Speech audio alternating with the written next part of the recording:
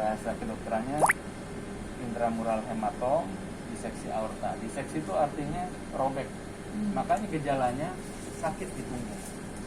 Itu gejala khas untuk diseksi aorta. Nah, sekarang saya mungkin diagnosis sudah jelas mungkin dari dokter Adrian. Nah, terapinya sekarang memang saya harus ngasih tahu yang terburuk. Memang ini kalaupun dioperasi agak sulit. Kenapa? Karena bagian sininya itu sudah calcified, tebal. Kalau bagian bawah sini, jadi kita yang lakukan adalah bagian bawah sini, katupnya, dan bagian atas ini kita akan buang. Jadi kita akan ganti dengan prostesis. Prostesis itu dari bahasa kami namanya graft. Graft itu dari bahan PTFE atau apa ya, plastik sebenarnya, tapi plastik yang tahan di tubuh gitu. Bukan dari besi, bukan dari apa. Nah, itu disambung. Jadi katupnya diganti yang katup dari buatan, biasanya dari bahan babi atau sapi. Terus nanti selongsong aorta sebelah bawah namanya aorta ascendent, sama di sininya yang agak bikin kayak panah namanya arcus. Nah, itu akan kita buang. Karena memang masalahnya di sini. Kalau ini pecah sekali, pasti langsung tensinya turun, berdarah, udah nggak tolong memang. Nah, tapi operasinya juga nggak gampang. Kenapa? Karena bagian sininya yang kita harus buang itu calcified, penuh dengan kalsium.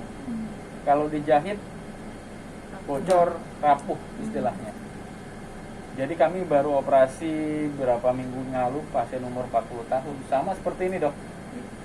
Risikonya itu tinggi. Kenapa tinggi? Karena tadi rapuh di sini. Jadi perdarahan di sini mungkin nggak ada, tapi perdarahan yang di sini yang ada. Nah, saya udah kalkulasi, ada kalkulatornya kalau di bedah jantung untuk masalah ini. Itu mortalitasnya karena Oma juga udah lebih dari 60 tahun. Terus diseksi aortanya agak intramural hematom, terus ada calcified aortanya, itu sekitar 20%. Kemungkinan berhasilnya cuman 20%. Jadi terlalu berisiko. Jadi memang mohon maaf, ini dari segi biaya pun akan jauh mahal sekali. Biasanya di harapan kita kan BPJS ya, itu di cover negara. Itu aja 500 juta. Nah, kalau di sini kenapa kita nggak bisa kirim ke harapan kita? Karena sedang COVID di sana. Jadi dokter biusnya sama perawat operasinya itu kami sedang postdown udah hampir 2 hari ini. Jadi nggak bisa. Jadi nggak dioperasi pasti nanti bisa pecah. Kalaupun dioperasi ada risiko perdarahan dari sini. Teknik operasinya pun sulit. Oma harus ditidurin, suhunya diturunin sampai hipotermi namanya. Lalu kita ganti semuanya itu yang tadi saya jelaskan. Mungkin seperti itu. Ada pertanyaan dulu enggak sebelum saya melanjutkan lagi? Dan nanti pasti post-opnya, pasca operasinya itu pasti berat juga, lama. Pasca operasi. Lama operasi juga lama. Kalau operasi bypass itu bisa 4 jam, ini mungkin 8 jam, 12 jam. Ini saya ngomong yang terangan ya, terus terang. Mungkin nakut-nakutin, tapi kami harus ngomong seperti itu di bedah. Iya, dokter. Anak gini, Dok, semuanya terbuka kan gitu. Jadi nggak ada yang kami tutup pintu, nggak ada. Kalau saya selalu ngejelasin pasien selalu yang berdasarkan kalkulator itu. Ada namanya syntax score, lain sebagainya. Itu udah dihitung kira-kira mungkin sekitar 20%. Jadi kalau ibu kami ini untuk kemungkinan pulihnya kecil ya, atau gimana? Ya kan Tanpa dioperasi. Ya, sebenarnya kalau karena kita kan orang beragama ya, Bu. Iya. Kalau tugas dokter kan Menyelamatkan ya. Tetap tangan itu kerjaannya Tuhan ya. Iya. Kita nggak bisa, kita berusaha tapi tetap yang di atas. Kita memang udah ada ya, kalau dokter meneliti itu kira-kira segini. Tapi juga operasi pun butuh persiapan. Nah, persiapannya itu nggak bisa sejam langsung operasi sekarang, nggak bisa, karena graftnya itu yang harus dipesan, kita ukur dulu. Ya. Paling kalaupun operasi paling bisa itu cepat jam 12 siang besok. karena malam ini kan kita harus telepon alatnya,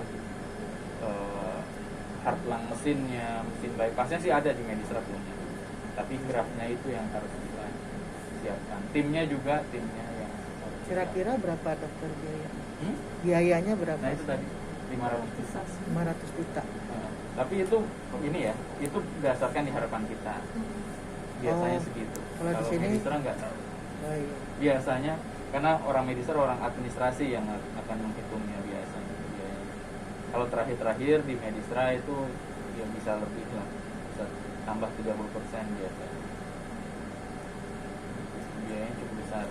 Nah, kan misalnya gini, saya kasih optionnya bisa di sini atau di rumah sakit swasta lain yang bisa kardiak gitu ya, yang bisa bedah seperti ini.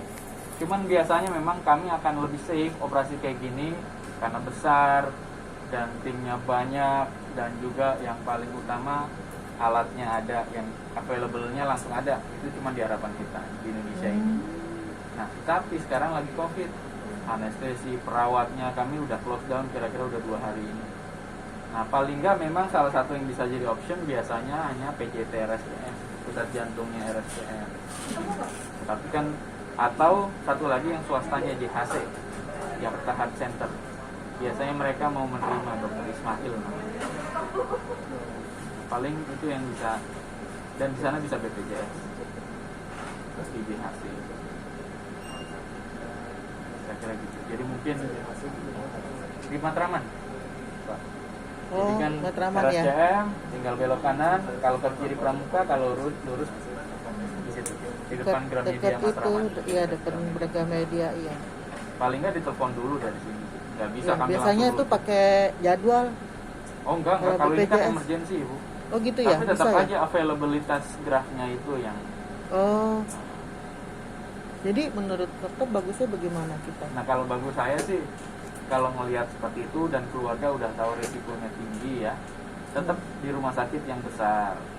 Di sini bisa, tapi memang kami harus siapin dulu alatnya satu-satu, diteleponin dulu jam 12 siang mungkin paling cepat baru bisa.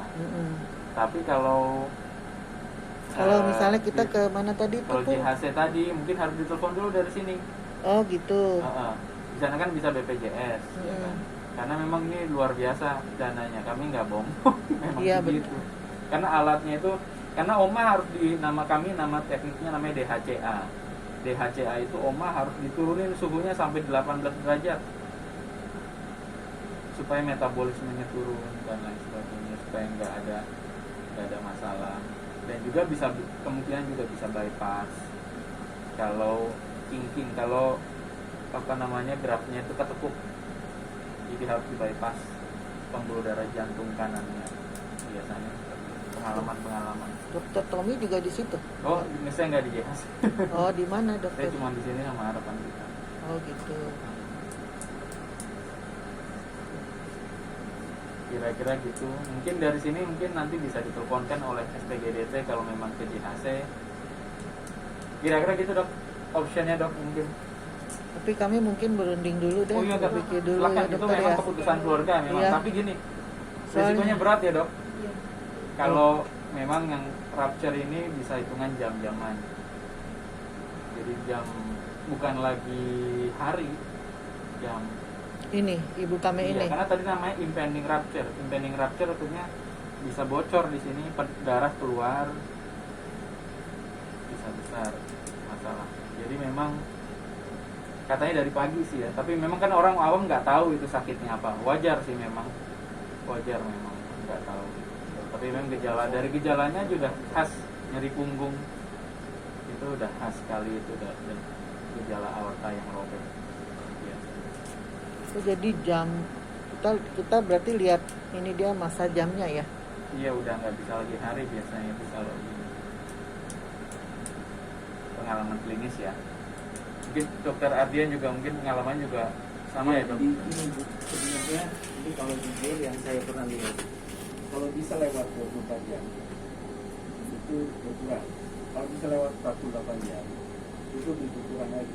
Kalau bisa tahan seminggu itu lebih kurang. Jadi yang 24 jam pertama itu krusial, atau dia langsung itu yang saya pernah saya pernah ngalami yang lebih berat dari itu. Saya betul, saya jam 9 saya bilang ke keluarganya, karena orang nggak sadar ya sore sampai dengan ini kita nggak bisa operasi, nggak bisa tujuh orang biasa. Kemudian ini tungguin malam dulu, jam tak tungguin. Ya, tapi ada yang Yes. sampai seminggu, ada yang sebulan ada. Bahkan si Nani Kita jangan taruh dia di Iya, ICU punya deh bapak. Don. Full ya. Ya. sebulan. Mending kita temenin aja. Tapi jadi banget. Jadi akhirnya gini dok, saya udah lihat ini berat ini mana? Iya. ya. Ya, kita cerita aja. Jadi sebenarnya ya ini pasti shock buat keluarga ya. Saya ngerti. Cuma saya pikir ini penyakit nggak sering, Bu. Nggak sering, jarang. Tapi setahun selalu ada beberapa orang. Ya. Dia kita apa adanya ya. Dan ini kalau dia punya luka itu masih utuh kok. Iya. Semoga aja ini. I have seen the patient ini yang